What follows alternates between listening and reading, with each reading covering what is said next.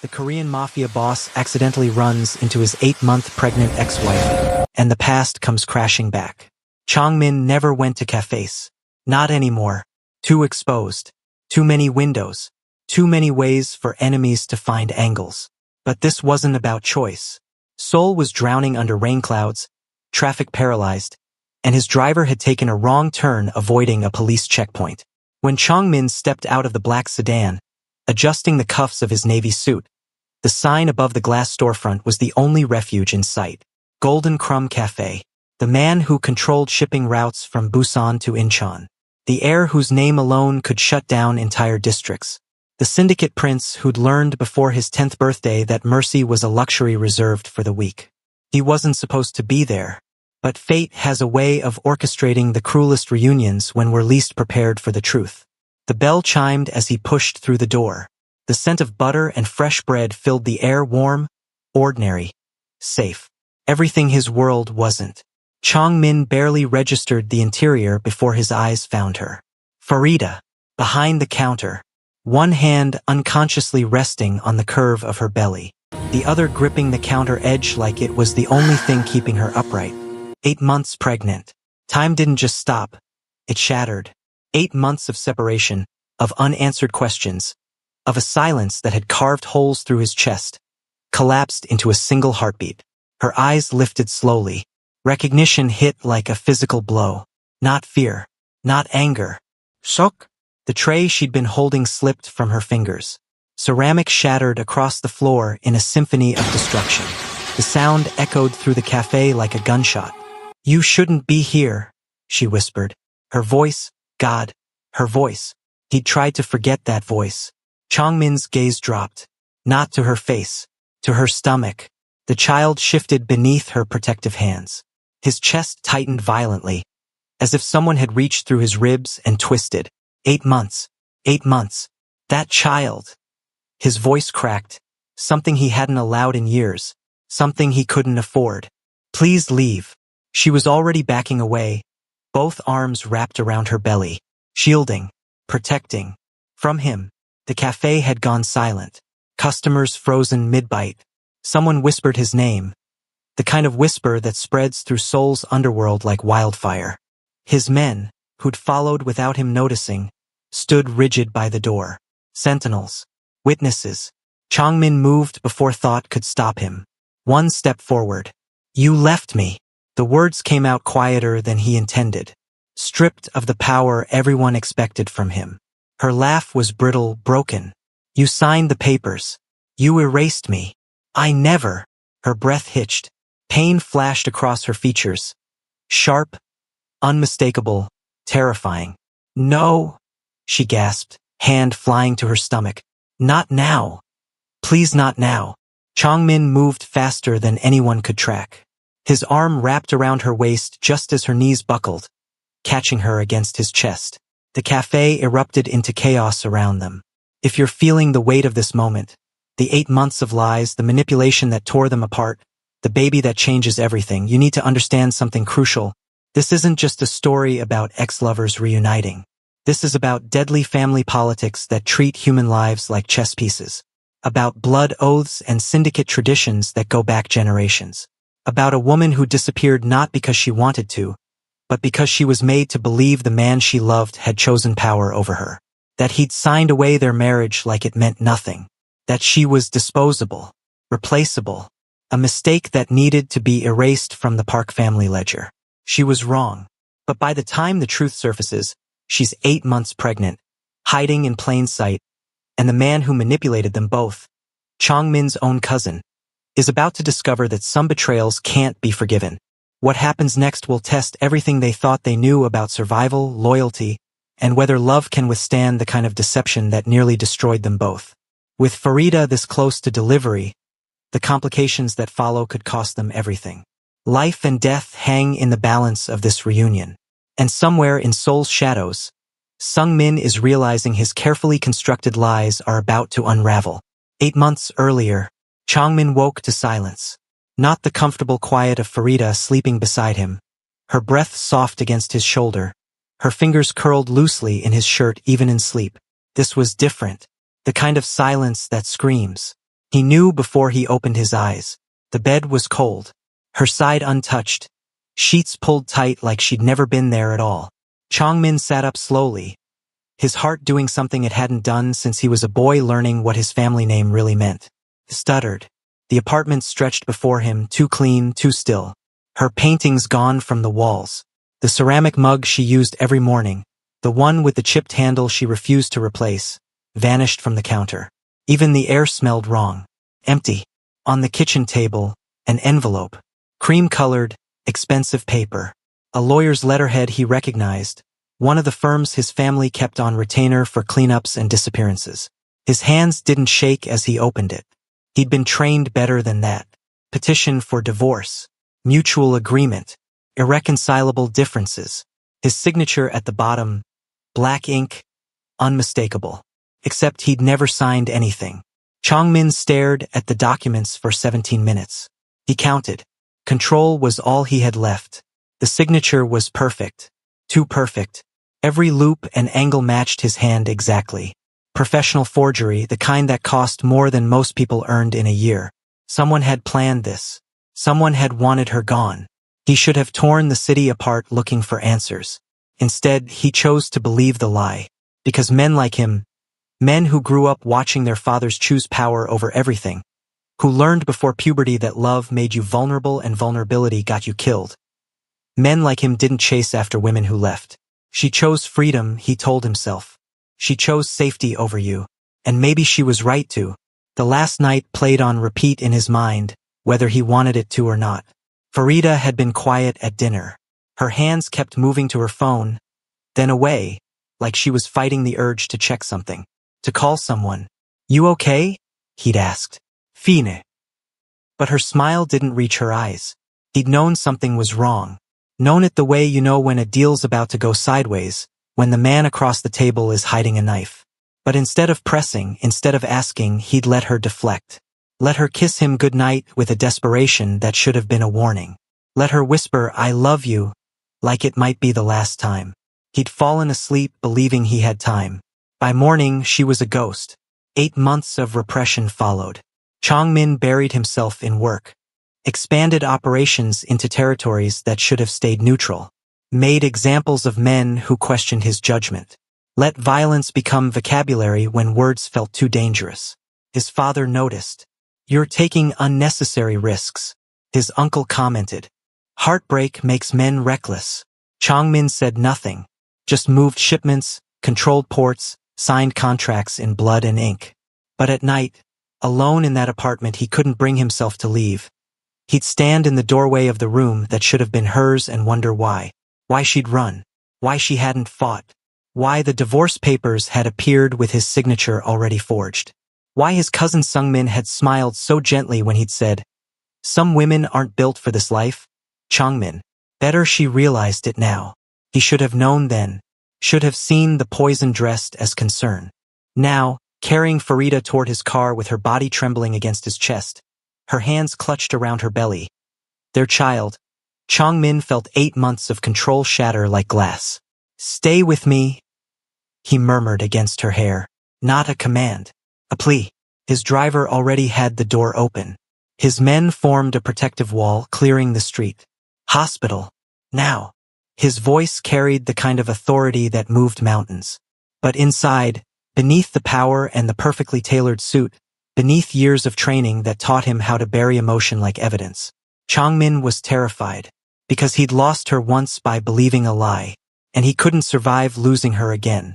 Not when he'd just discovered everything he'd been told was a betrayal designed to destroy them both. Farida had known loving Chongmin meant danger. She just hadn't known the danger would come wearing his family's face. They'd met quietly, her small cafe catering a private event at a riverside warehouse. Corporate, she'd been told. Discreet clientele. Cash payment, no questions. She should have known better when the security outnumbered the guests. But she'd been focused on her work, plating desserts with hands that had learned precision from her mother, arranging strawberries like they were jewels. When she'd looked up, he was watching. Not the food. Her hands. Chongmin returned the next morning. No appointment. No explanation. Just stood at her counter until she asked what he wanted. Coffee, he'd said. And whatever you recommend. He came back every day for a week. She learned the way his smile never quite reached his eyes, like he'd forgotten how, or been taught that happiness was a weakness. Learned that he took his coffee black, his pastries without frosting, his conversations measured and careful. She learned he was gentle in ways that terrified her. Because men who could afford to be gentle usually had power that made gentleness a choice, not a necessity. When he finally asked her to dinner, she said yes, knowing it would change everything. She was right. Their relationship existed in stolen moments. Dawn meetings before the city woke. Late nights in borrowed apartments where no one would recognize his car. Happiness measured in hours, not days, because that's all his world would allow. Why do we have to hide? She'd asked once, wrapped in his shirt, watching rain streak the windows. To protect you, he'd said simply. She believed him, because the way he held her, like she was something precious and fragile and worth dying for, made her believe anything was possible. When he proposed, it wasn't dramatic. No public displays. Just a quiet promise in that same borrowed apartment with rain providing the soundtrack. I'll dismantle the world before I lose you, Chongmin had said, slipping a simple gold band onto her finger. She believed that too, until Sungmin came. Chongmin's older cousin arrived like poison dressed as medicine. Polished suit, warm smile, eyes that calculated worth in fractions of seconds. He found her at the cafe during closing, when her staff had left and she was alone counting receipts. We need to talk about my cousin's future, Sungmin said, sliding into a chair uninvited. And why you're not part of it. The photographs came first. Chongmin dining with a beautiful woman. Foreign investor's daughter. Sungmin explained. Engagement rumors. Political alliances that families like theirs didn't refuse. He's choosing survival, Sungmin said gently, like he was doing her a favor. And you, Farida, are the cost. She wanted to argue, to fight, to call Chongmin and demand the truth. Then Sungmin placed the divorce papers on her counter. Chongmin's signature already there. Black ink. Unmistakable. He was going to tell you himself, Sungmin continued, voice dripping false sympathy. But business called him to Busan. He thought this would be cleaner. The threat came last, wrapped in pleasantries. Her cafe. Her mother's medical bills. Accidents that didn't look like accidents. Fires that started in commercial kitchens. Suppliers who suddenly refused to deliver. Sign, Sungmin said. Disappear quietly. Everyone walks away intact. Farida signed. Because loving someone meant protecting them, even from yourself. Even when it shattered everything you'd built together. 2 weeks later, staring at the positive pregnancy test, Farida understood true isolation. Chongmin was gone, or so she believed. Her cafe barely surviving. Her savings dwindling. And inside her, a child who would never know its father. She made the only choice she could. She stayed hidden, stayed silent, stayed alive, and prayed that somehow, the man who'd promised to dismantle the world for her would never discover the truth. Because if he did, if Chongmin learned what his cousin had done, blood would paint the streets of Seoul. The hospital lights were too bright, clinical white that burned through closed eyelids. The smell of antiseptic and fear. Machines beeping steady rhythms that measured heartbeats, contractions, the fragile line between crisis and control. Farida lay trembling on the gurney as doctors moved with practiced urgency around her. Voices clipped, professional, detached. Blood pressure elevated. Fetal heart rate accelerated. She's in preterm labor. Stress-induced. We need to stabilize before. Chongmin stood at her side like a statue carved from rage and terror, his hand wrapped around hers with a gentleness that contradicted everything his world knew about him. He hadn't let go. Not in the car. Not when they'd rushed her through emergency doors. Not when nurses tried to move him aside. One look from him and they'd stopped trying. 8 months, the doctor said, reviewing charts. Any history of complications? No, Farida whispered. Recent trauma? Emotional stress. Silence. The kind that screamed. The doctor's eyes moved between them, taking in Chongmin's expensive suit now wrinkled. His face stripped of the mask men like him wore in public. Taking in Farida's white-knuckled grip on his hand, the way she couldn't look at him. I see. The doctor's tone shifted. We're administering medication to stop the contractions. Bed rest. Minimal stress.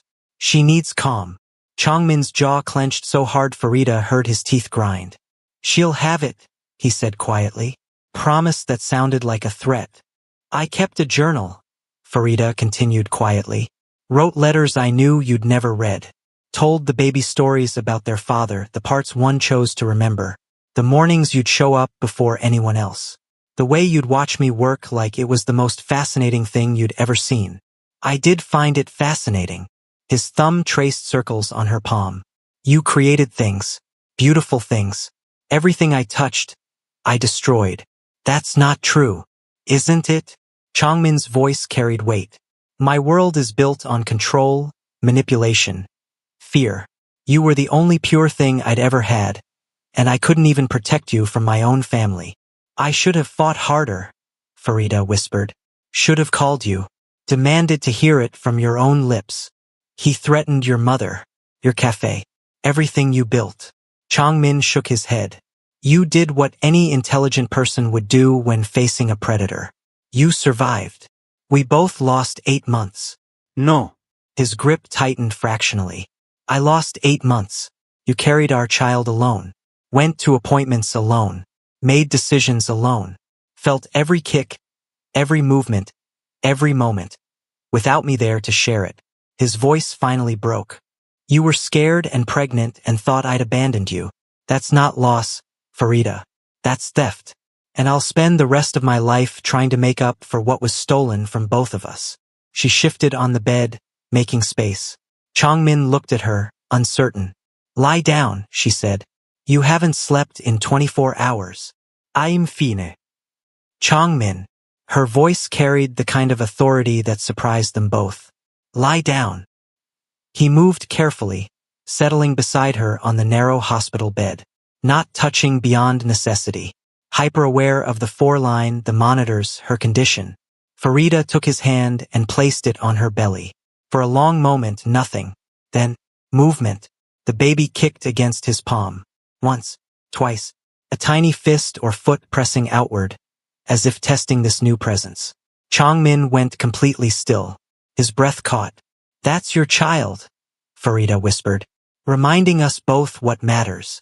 His forehead dropped to her shoulder. Not quite an embrace. Not quite reconciliation. But a beginning. The doctor came hours later, reviewing charts with cautious optimism. Contractions have stopped. Fetal heart rate normal. Blood pressure improving. She looked between them.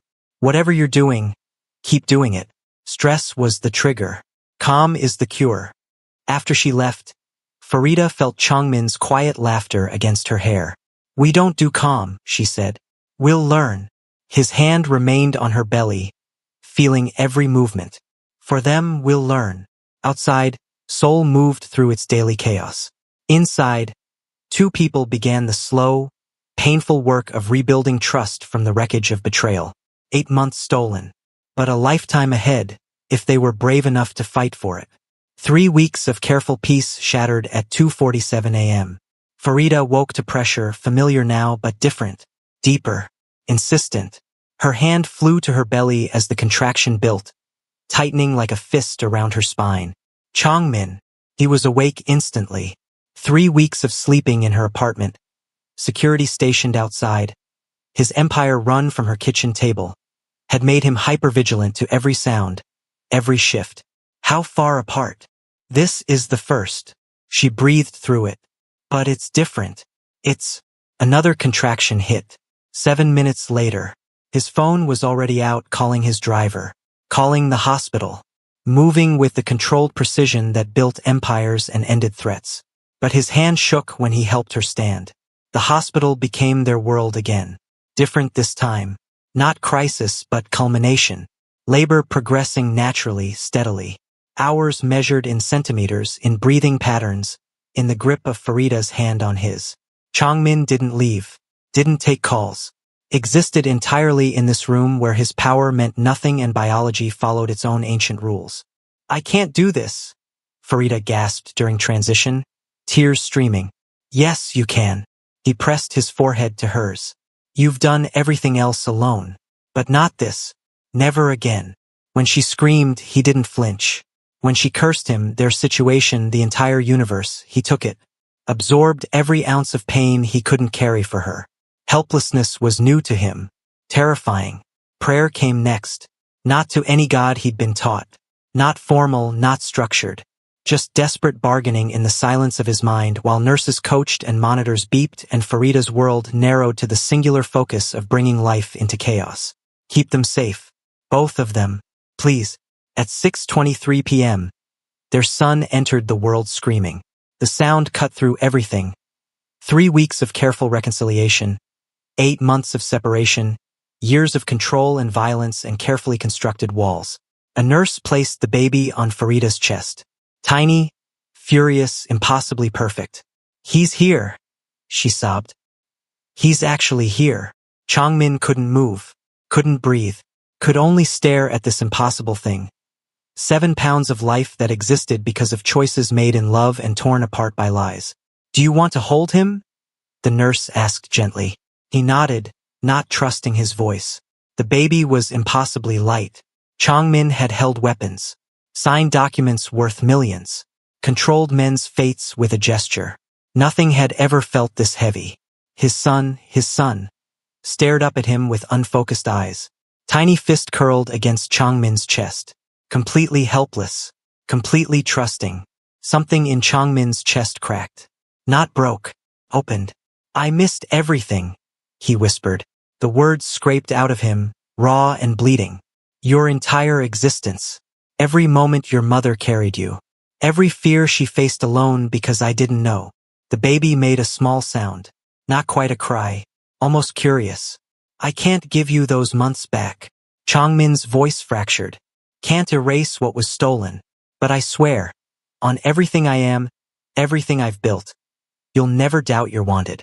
You'll never question if your father chose something over you. Tears fell then. Silent. Unstoppable. Farida watched from the bed, seeing Changmin transform. The syndicate heir, the feared name, the man who built empires on control, reduced to trembling wonder by 7 pounds of new life.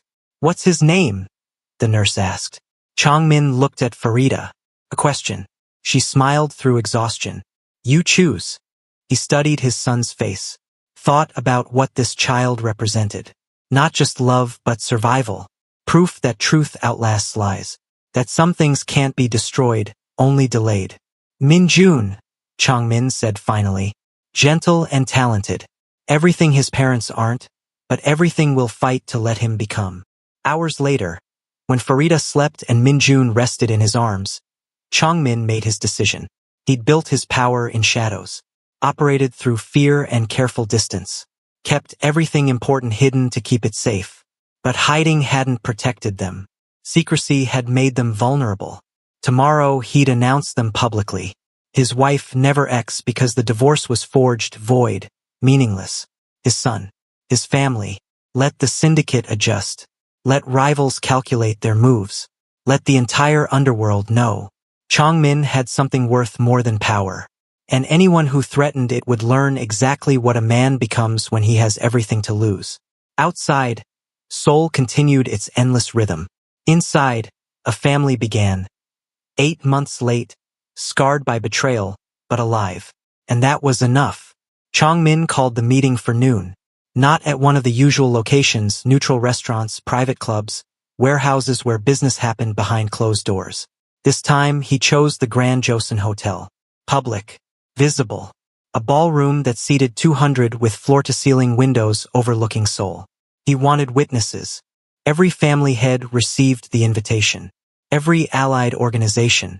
Every player in Seoul's intricate web of power and consequence. They came because refusing Changmin's summons was suicide. They came expecting territory negotiations, new alliances, the usual chess game of empire building. They didn't expect Farida.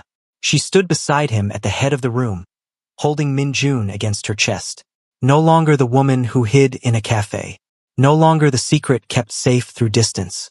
She wore a simple navy dress, her hair pulled back, her presence quiet but undeniable. Changmin's hand rested on the small of her back, claiming, protective, public. The murmur that ran through the room was immediate. Confusion. Calculation. The subtle shift of men reassessing power dynamics. Changmin let them look. Let them whisper. Let the moment stretch until silence fell naturally.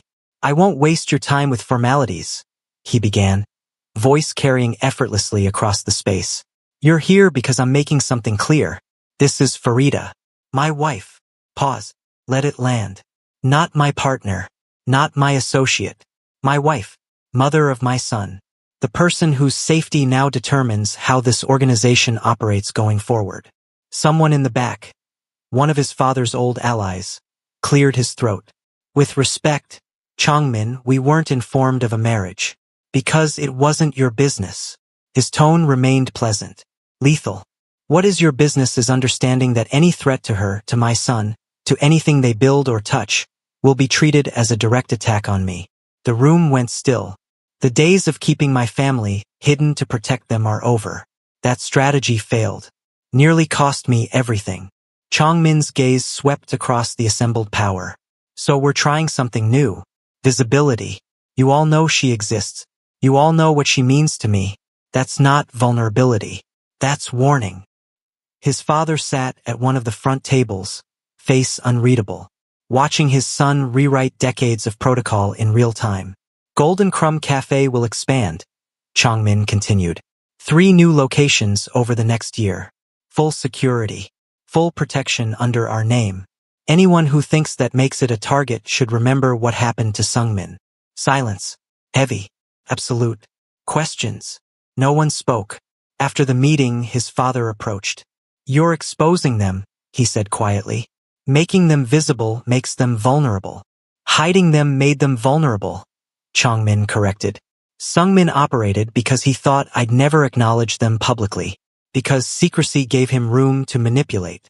His father studied Farida, who stood nearby speaking with one of the few women in the organization. A rare conversation, genuine and careful. She's not what I expected, his father admitted. She's stronger than all of us. Changmin shifted Minjun to his shoulder, the motion already natural after 2 weeks of practice. And she deserves better than shadows. The old families won't like this change. The old families will adjust. Changmin's voice carried the weight of finality.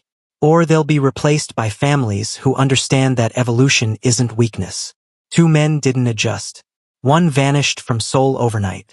The other found his operations systematically dismantled over 72 hours. Suppliers, protection, accounts, all evaporating like morning fog. The message was clear. This isn't negotiable.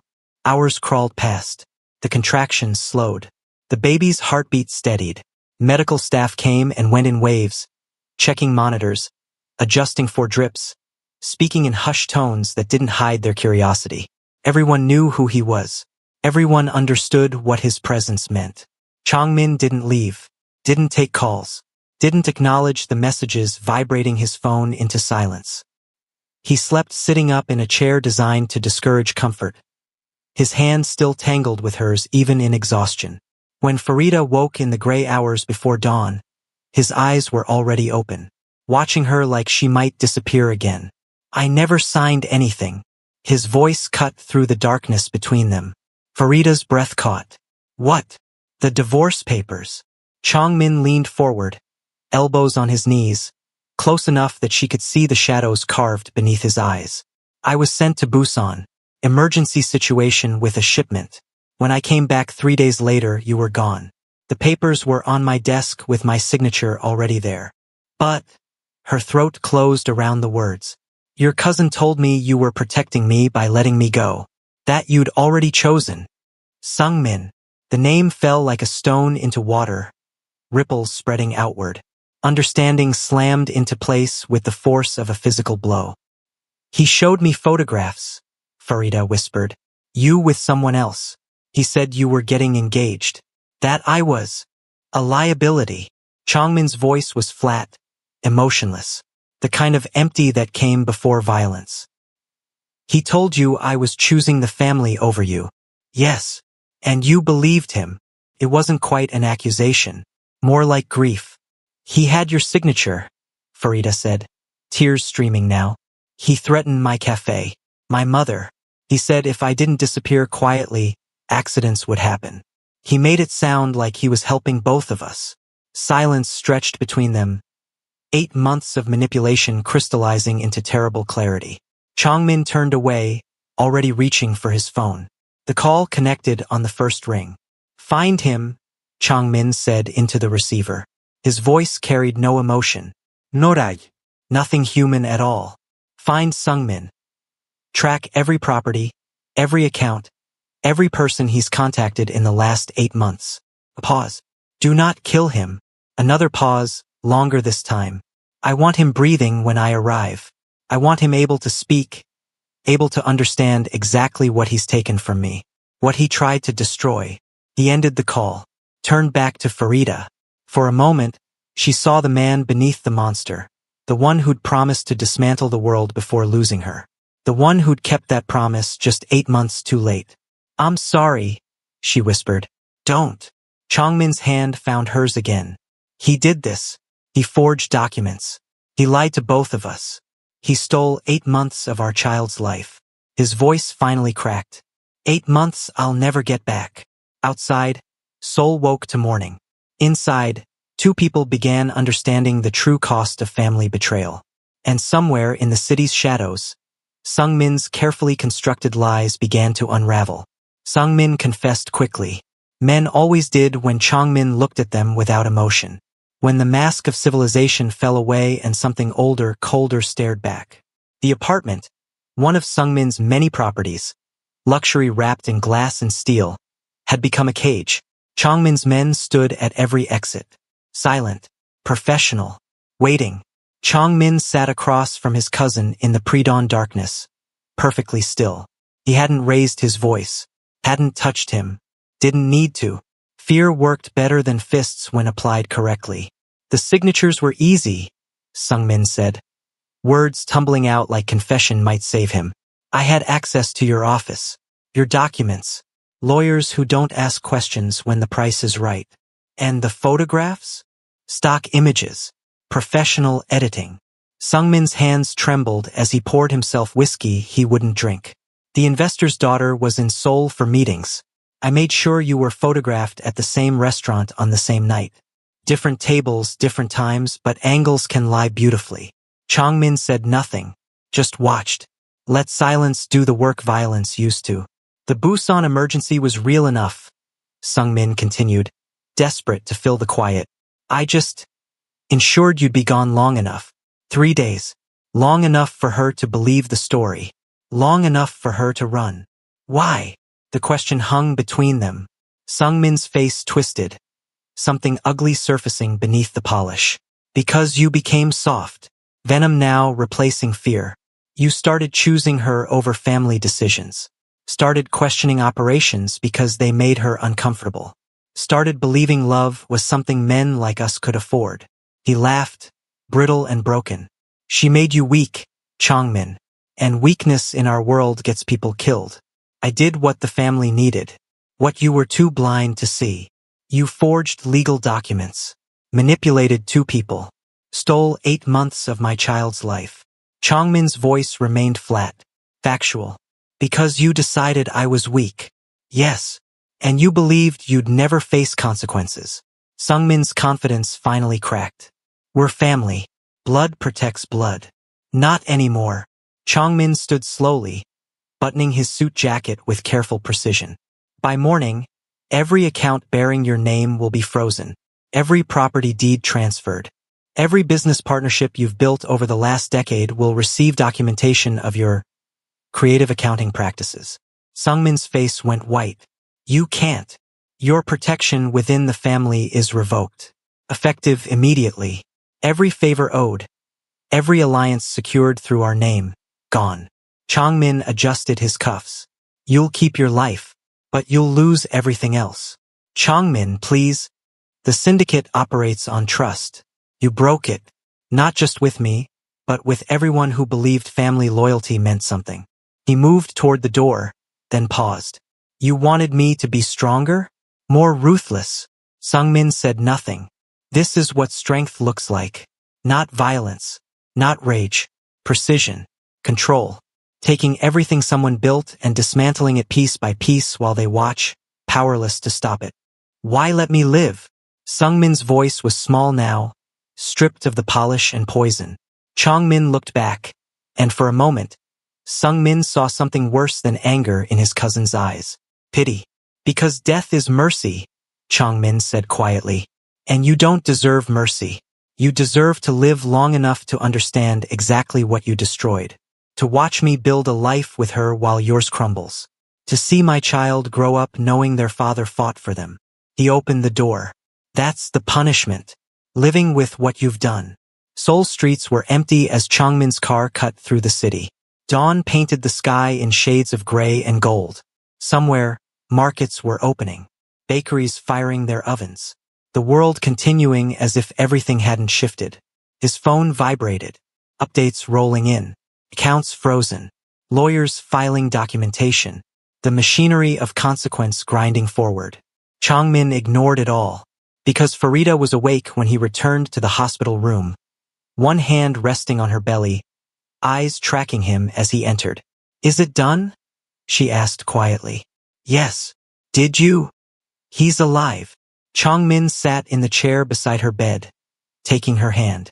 Ruined, isolated, powerless, but alive. She studied his face. Because death would be too easy.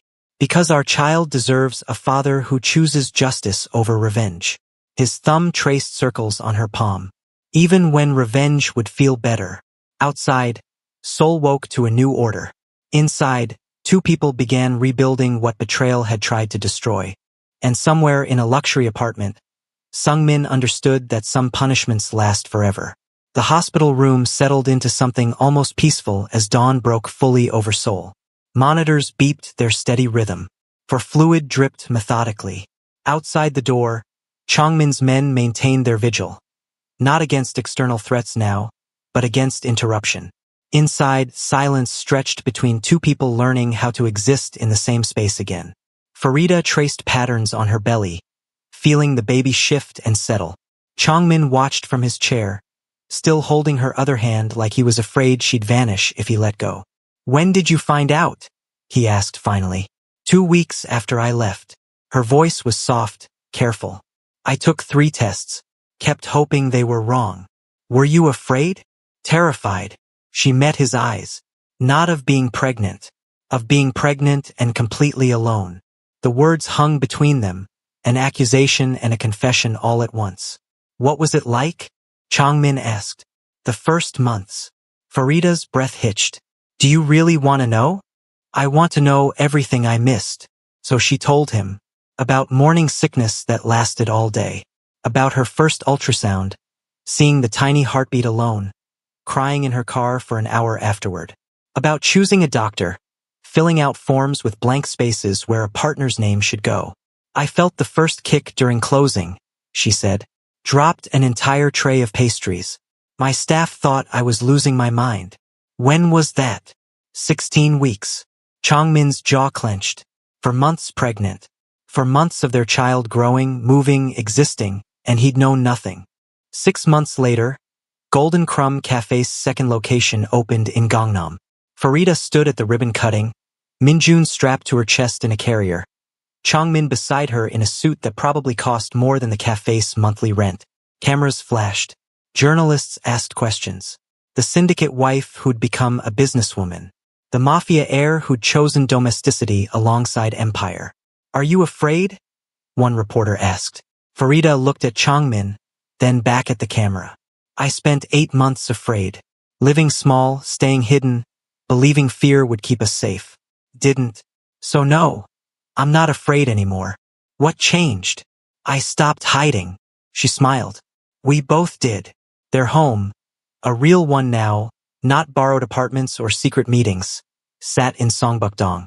Traditional architecture with modern security. A nursery painted soft yellow. A kitchen that smelled like butter and fresh bread because Farida tested recipes there at dawn. Chongmin still ran the syndicate. Still made decisions that shaped Seoul's underworld. Still carried the weight of power and consequence. But he came home to baby laughter and flour-dusted counters. To a wife who challenged him, protected herself, built her own empire one pastry at a time. To a son who would grow up knowing his father chose truth over tradition. No more shadows. No more secrets that could be weaponized. Just life. Complicated, dangerous, beautiful.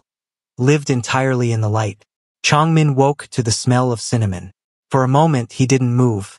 Just lay in the pre-dawn darkness, listening to the house breathe around him.